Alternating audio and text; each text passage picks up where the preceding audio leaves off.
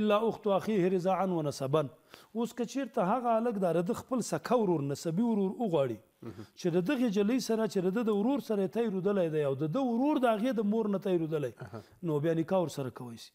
د نورو خویندو سره هم کوی سي، ځکه دلته د هغه یې نه رضاعن خپل دي او نه یې نسبن خپل دي. خو دې توجه ته ضرور ده دا کم ماشوم چې تی رودلی هغه مور یې باید معلومه سي. نو که چېرته د هلک د هغه د مور نه رودلي هغه یې ټول خپل سو او د ورور بیا هغو کې هر چا سره نکاح کوی سي. او که چېرته هغې جلۍ د مور نه تی رودلی بیا دغه جلۍ دپاره د ټول خویندې ورونه چې دي خویندې ورونه ګرځي، د دغې جلۍ سره بیا د بل ورور هم نکاح نسي کوی، بل هم نسي کوی، ولې خو د دوی د مور نه یې تی رودلی دی او د دا ټول خویندې ورونه د هغې خویندې ورونه ګرځي رضایي. مننه شیخ صاحب، لکه څنګه چې تا یادونه وکړه چې مثلا دې هلک د هغه تی د هغې د مور تی شودې خوړلې دي یعنې ټول سره خور ورور دي، یا که جنۍ خوړه نو هغه سره آیا بیا هغه بله خور یې کولی شي مثلا د دې کورنۍ یو بل هلک سره یا بل چا سره نکاح خو دغه موضوع ما وویله، دغه موضوع ده چې که چېرته د هغې جلۍ د مور سره تی رودلی نو د هغې خپلو هغې خویندې ورونه خو د ده دپاره خویندې ورونه د ده د ورور دپاره نه دي سوي نو هغه بیا نکاح ورسره کوی سي.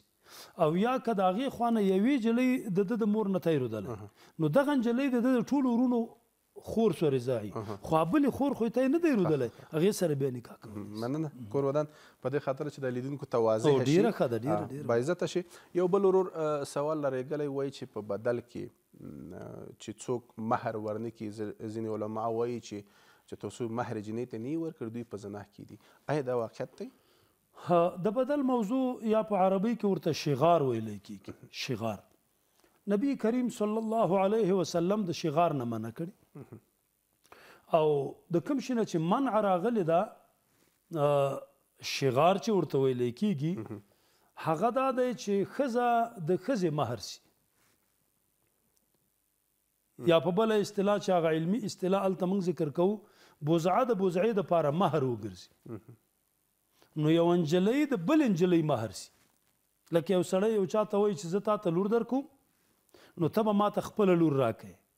دغه لور د هغې د نجلۍ دپاره مهر کې سوه او هغه نجلۍ د دې دپاره دا مهر کې سوه. نو هلته مهر کې خو شریعت کې مسله واضحه ده چې ان تبتغوا باموالکم، مهر به خامخا مال وي او مال متقوم شرعا به وي، هغه مال به وي چې شریعت کې هغه قیمت ولري. اوس بزعه یا یو نجلۍ دغه حره جلۍ دا خو مال نه ده، نو د احنافو په نسبت باندې زمونږ او ستاسو مذهب کې که په مهر کې داسې یو شی وټاکل سي چې هغه مال نه وي دې نکاح ته نکاح فاسده وي. یو نکاح باطله ده، یو نکاح فاسده ده. نکاح باطله دې ته وایي چې یو څوک د داسې یو چا سره نکاح وکړي چې نکاح یې کېږي نه ورسره، لکه دا موږ چې مخکې مسله کې وویل رضایي خورې ده یا یې نسبي خور ده یا یې عمه ده یا یې خاله ده یا یې لور ده یا یې مور ده، دا نکاح خو باطله ده من حیث الاصل، دا نه ده صحیح.